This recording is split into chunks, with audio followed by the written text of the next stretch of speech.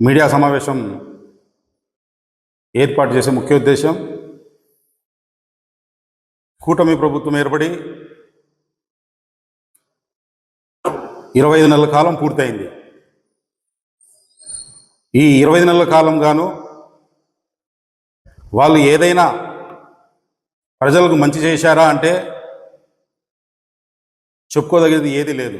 కేవలం కొన్ని పేర్లు మార్చి అరాకొరా పథకాలు ఇవ్వడం తప్ప.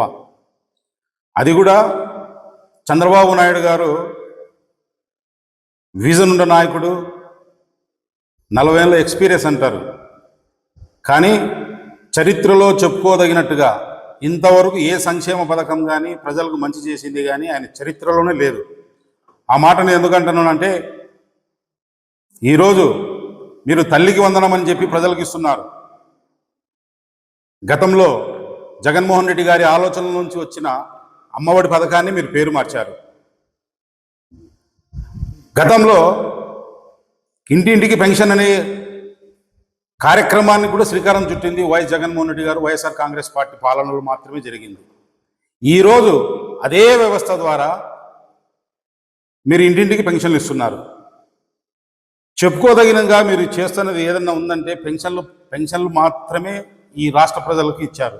అంతకు మించి మీ మేనిఫెస్టోలో చెప్పిన విధంగా ఏది కూడా ఇంతవరకు మీరు ప్రజలకు చేయలేదు. చంద్రబాబు నాయుడు గారు, కూటమిలో ఉండే పెద్దలు కూడా గ్రహించండి. 19 సంవత్సరాల నుంచి 49 సంవత్సరాల వరకు ప్రతి ఆడబిడ్డ నిధి కింద 1500 ఇస్తామన్నారు. మీరు ఇచ్చారా? ఏ ముఖం పెట్టుకొని ఇంటింటికి తెలుగుదేశం వెళ్తున్నారు మీ నాయకులంతా?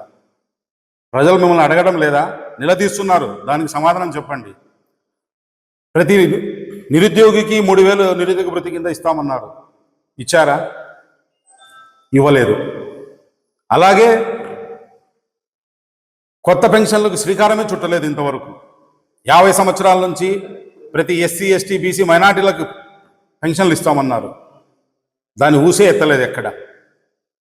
మీరు ఫస్ట్ సూపర్ 6కి సంబంధించి మీరు పూర్తి చేసిన తర్వాత ప్రజల్లోకి వెళ్తే బాగుంటుంది చంద్రబాబు నాయుడు గారు.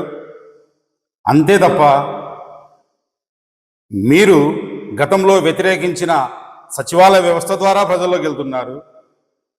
గతంలో జగన్మోహన్ రెడ్డి గారు ఇచ్చే పథకాలను మీరు పేరు పెట్టి అదే పథకాలను తీసుకొని ప్రజల్లోకి పోతున్నారు. అంతేగాని మీరు కొత్తగా ప్రజలకు మంచి చేయాలనే ఆలోచన మీకు ఎప్పుడు రాదు, గతంలో కూడా లేదు. ఒక ఉచిత విద్యుత్ అంటే ఈ ఉమ్మడి ఆంధ్రప్రదేశ్లో గుర్తొచ్చే నాయకుడు రాజశేఖర రెడ్డి గారు. అమ్మఒడి అంటే గుర్తొచ్చే నాయకుడు జగన్మోహన్ రెడ్డి గారు.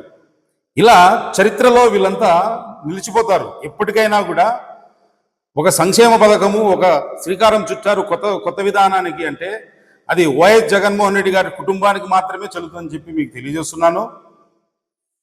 అదేవిధంగా అనంతపురం విషయానికి వస్తే, అనంతపురం శాసనసభ్యులు దగ్గుబాటి వెంకటేశ్వర ప్రసాద్ గారు ఆయన ఎమ్మెల్యే అయినప్పటి నుండి ఒకే మాట, ఎక్కడికి వెళ్ళినా ఒకటే మాట, గతంలో చేయని అభివృద్ధి నేను చేసినాను, గతంలో చేయందే నేను చేస్తున్నాను, ఏ ఎమ్మెల్యే చేయలేదంటున్నారు. మెట్రిక్ టన్నులు చెత్త ఉంది, దాన్ని ఎప్పటిదాకా పూర్తి చేస్తామని చెప్పి నారాయణ గారిని పిలుచుకొచ్చారు, చూపించారు, పట్టాభి గారిని పిలుచుకొచ్చారు, చూపించారు. ఇప్పటిదాకా 4-5 డేట్లు పోస్ట్పోన్ చేసుకుంటా పోయినారు.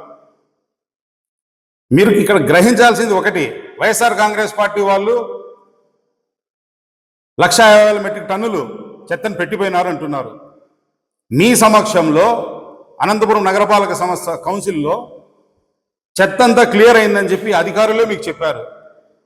ఒకవేళ అది నిజమా అబద్ధమా అని మీరు నిర్ధారించుకుని ఉంటే ఆ అధికారుల పైన ఆ రోజే మీరు యాక్షన్ తీసుకునేవాళ్ళు.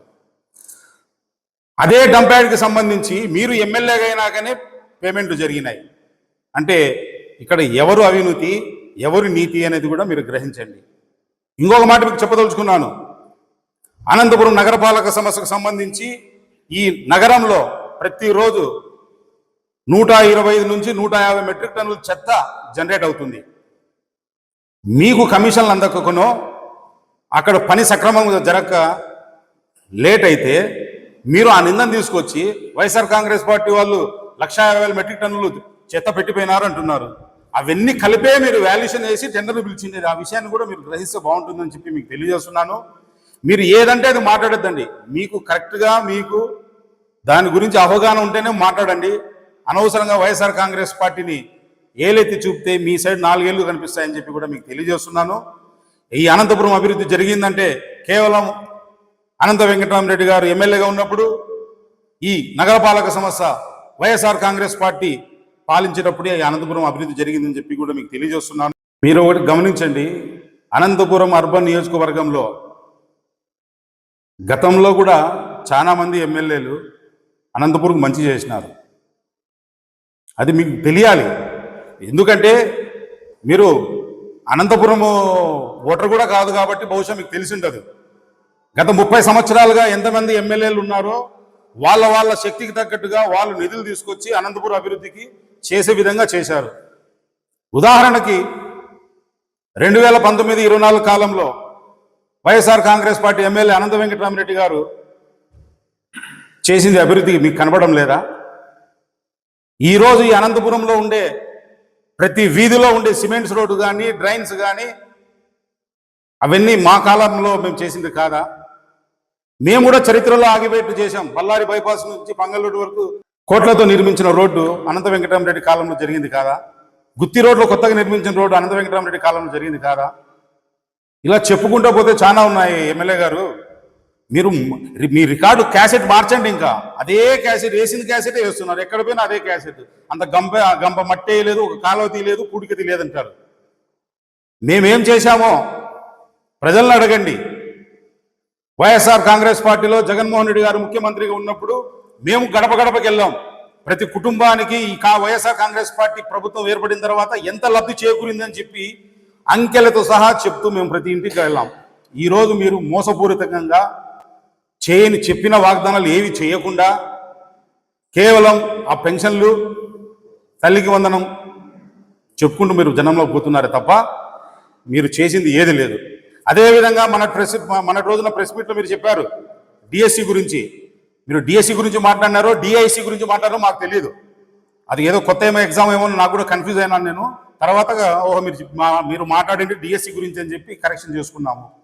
డిఎస్సిలో స్కామ్ జరిగింది with proof, with pen drive మేము నిన్నటి రోజున కలెక్టర్ ఆఫీసులకు అందజేసినాము. మీరు ఎక్కడ స్కామ్ జరిగింది, ఏం జరిగింది అనేది కూడా మీరే నిర్ధారించుకోండి. మేము మళ్ళీ మీకు పిన్ టు పిన్ వివరించాల్సిన అవసరం లేదు. డిఎస్సి ఎగ్జామ్ రాసి ఉద్యోగాలు రాని వాళ్ళ కోసము వైఎస్ఆర్ కాంగ్రెస్ పార్టీ వాళ్ళకు వెన్నుండి నిలబడుతుంది. వాళ్ళ కోసం మేము పోరాడతాము. ఖచ్చితంగా లోకేష్ గారు కూడా రాజీనామా చేసినట్టు చేయాలని చెప్పి కూడా మా డిమాండ్ ప్రజల దగ్గర తీసుకెళ్తామని మీకు తెలియజేస్తున్నాను. మీరు అదేవిధంగా మన చెప్పారు ఓపెన్ ఛాలెంజ్, డెవలప్మెంట్ మీద అయినా ఓపెన్ ఛాలెంజ్, డిఎస్సి మీద అయినా ఓపెన్ ఛాలెంజ్ అని. మీ ఛాలెంజ్ని మేము ఎప్పుడో స్వీకరించాం. మీరే డే టు టైం ఫిక్స్ చేయండి, మేము వస్తాము, మాట్లాడతాము. దాంట్లో ఏదైనా నిర్ధారణ కాకపోతే కేసులు కడతామన్నారు. మేము కేసులు కట్టించుకునే దానికి మేము రెడీగా ఉన్నాము. మేము అడిగిన ప్రశ్నలకు మీరు సమాధానం చేయకపోతే మీరు రాజీనామా చేస్తారా దగ్గుబాటి వెంకటేశ్వర ప్రసాద్ గారు అని మిమ్మల్ని నాకు సూటిగా అడుగుతున్నా. మేము చెప్పింది నిర్ధారించకపోతే మేము కేసులు కట్టించుకునే దానికి మేము రెడీ. మేము నిరూపిస్తే అభివృద్ధి ఏ విధంగా అనంతపూర్లో జరిగింది, అనంతపూర్లో కబ్జాలు ఏ విధంగా జరిగినాయి, ప్రతి ఒక్కటి కూడా మేము మాట్లాడేదానికి మీతో రెడీగా ఉన్నాము. వైఎస్ఆర్ కాంగ్రెస్ పార్టీ అనంతపూర్ తరఫున ఖచ్చితంగా మేము మాట్లాడతాం. మీరు సమాధానం చెప్పని పక్షాన మీరు రాజీనామా చేయండి. మేము సమాధానం చెప్పకపోతే మా మీద కేసులు పెట్టండి అని కూడా నేను మీకు సవాల్ విసురుతున్నాను.